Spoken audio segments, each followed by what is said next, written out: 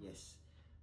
I had to drink that water. You know why? Because that is what Manchester United fans did last night. Because they had to sip in some water to sit down the defeat they went through in the hand of Grimsby Town. The team that bragged about having a good game against Arsenal in the first match of the Premier League has just lost, has just been knocked out of the Carabao Cup by a fourth-tier division team.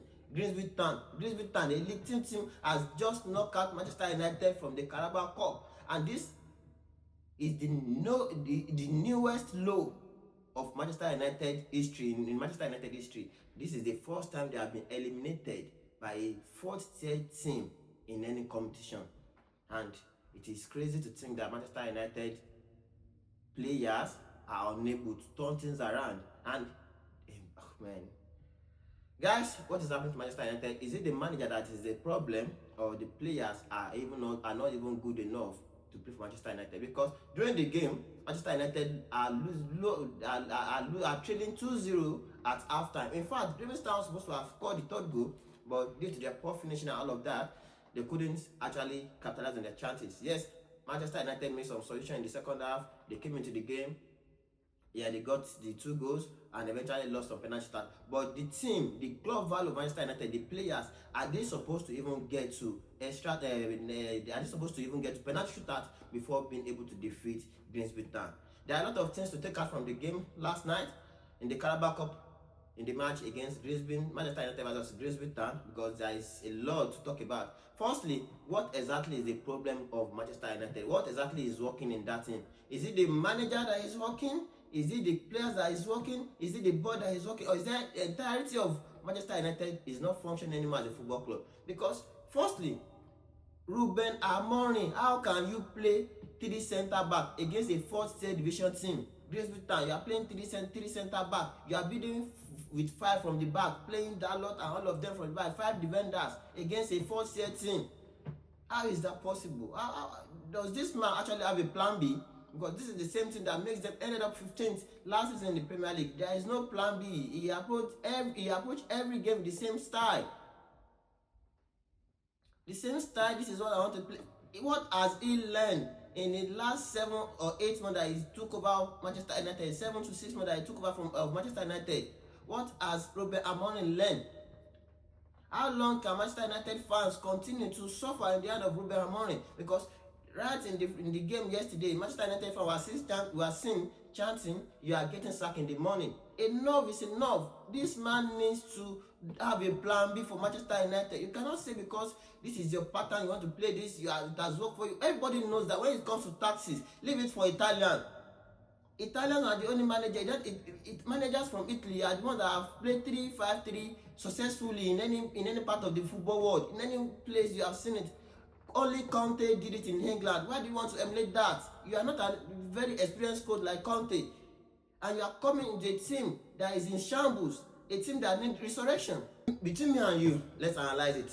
What exactly is Manchester United's problem? Is it the manager? Is it the players? Yes, in his interview yesterday, he said the players spoke to him loudly because they clearly stated what they want, and they have to play the next match and go on 2 weeks break to figure things out. Ruben Amorim has been saying that they are going to figure things out since last season. He has unable to figure things out for Manchester United. What does that statement mean? Does that mean the manager does not really have faith in him? Because as it is now, they cannot sack 22 players for a manager. It is always the manager that will be sacked. You can't sack 22 players because the team is playing bad. But this man, my own problem with Amorim is that he doesn't have a plan B. He doesn't have another way to approach a game when the game is not going in his direction. So because there are some talking points from the game yesterday. Okay, from Ruben Amorim's side, you started with 3-4-3 formation that used 3-4-3 formation that used to play, and you have 3 centre back playing 3 centre back against 4th-tier team. It's actually wrong for him. I don't know if he's trying to perfect his tactics with that game, if trying to make some, with that game. But it's actually wrong for him, because if you are trying to perfect the tactics, that means your first 11 must be the one that will start the match. First-tier team in the league, a League 2 team. Man, it is crazy, because seeing this happen to Manchester United, I think the only thing that's working in Manchester United now is the bus driver that took them to matches safely and brought them back to Manchester safely, because last time out they were poor against Fulham, and now again they have been eliminated from the Carabao Cup final. So what does this mean for Manchester United? It means that Manchester United have just 45 games to play again this season, only if they are going to play, only if they qualify or they reach the FA Cup final. That's when they can only have 45 more games to play this season. Manchester United are not in any European competition this season. They are only in the Premier League now and FA Cup now and FA Cup. What is the next thing from Ruben Amorim? What can he do? Is it the right man to take Manchester United forward or not? Talking about the players and talking about what exactly is going on with Manchester United. Imagine Sesko is a 75 million striker.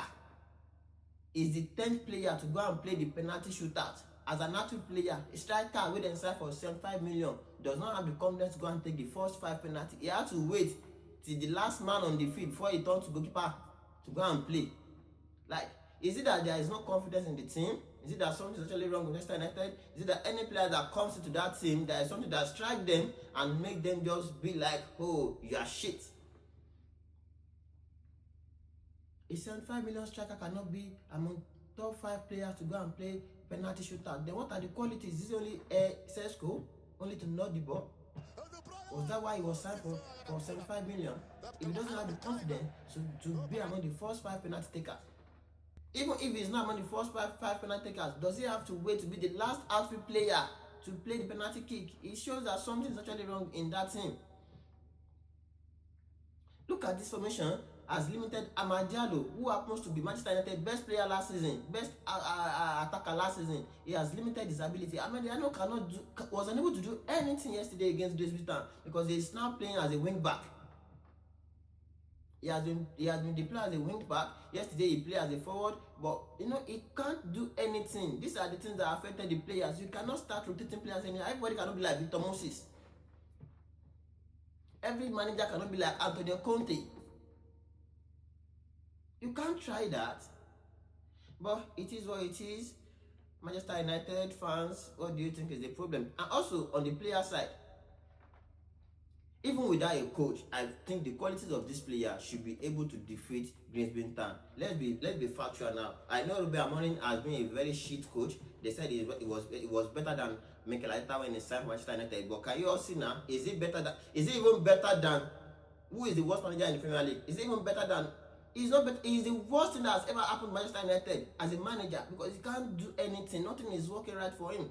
Except going to the media, give excuse, we go back, we figure it out, I have 2 weeks, I have 1 week. He hasn't been able to figure anything out. You play 3-5-2, a 3 center back against a 4th tier division team, build from the back with 5. Your striker cannot even be among, your new signing cannot even be among the first 7 players to go and play penalty kick. He is unable to watch. What does that mean? He couldn't even watch the penalty. And Onana. Well, I cannot fault Onana because on a good day, if Manchester United players are playing at a very high level, Onana was not even supposed to have a touch of the game than just to use his leg to pass, join the game and build up from the back with them. But what exactly is the problem? He said the players spoke loudly, and I think it's clear what they want. What did the players want? Is it that they are tired of the manager tactics? You look at that Manchester United midfield. Without Bruno Fernandes, that midfield is empty. It started with Ugarte yesterday. He substituted him in the halftime. Is it that these players are playing at a high level before they sign Manchester United? What exactly is wrong? Any player that comes to Manchester United turns shit. Only Bruno and Amad Diallo has been performing for them since last season, and now Amad Diallo has been deployed back as a wing back. And unfortunately, Mbeno, who gave them the first goal, was the one that actually made the penalty. And